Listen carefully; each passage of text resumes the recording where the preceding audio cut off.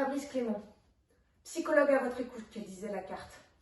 Ça faisait un peu publicité pour une assurance, alors j'ai hésité. Mais il y a 4 semaines, c'était mon anniversaire. Je me suis dit, allez Elsa, pour tes 30 ans, paye-toi le psy. Ce sera ton cadeau de toi à toi. Et me voilà. J'ai répété longtemps ce que je veux dire à Fabrice Clément. Imaginez de jolies manières de lui raconter ma vie. Mais une fois assise ici, j'ai pas envie de perdre de temps. Je veux dire les choses comme elles sont. Et elles sont pas très belles. Emmanuel Bois. Emmanuel. 50% de mon patrimoine génétique, de mon éducation, de mes valeurs. 50% de moi. Indélébile. C'est arrivé doucement, sournoisement, avec le temps, les épreuves et les pertes, sans s'en rendre compte, sans y faire attention, sans rien pouvoir y faire. Emmanuel a l'alcool discret, toujours à la maison, loin des regards, pas de risque de l'apercevoir au bar. Et personne ne doit savoir, jamais. Le secret devient le ciment de notre relation malsaine, les promesses d'arrêter de boire si je me tais, les mots de tendresse que je n'aurai jamais. Ce silence imposé me change. Je me vois devenir froide, mécanique. Je fais semblant, je triche. Je me rends transparente, invisible. Ne rien dire.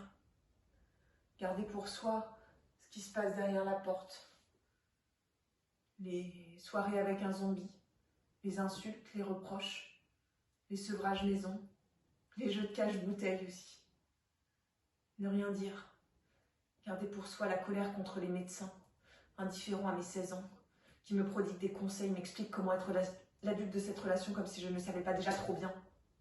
Ne rien dire. Garder pour soi le mépris pour ceux qui ne sont pas venus, car cette maladie-là, elle les met plus mal à l'aise qu'elle ne les inquiète.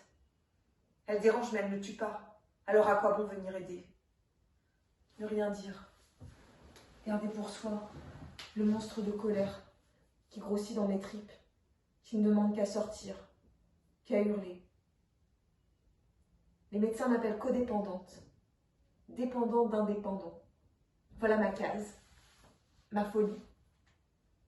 Mais j'ai un autre nom, moins poétique, moins scientifique. Fille d'alcoolique. Et honteuse de l'être.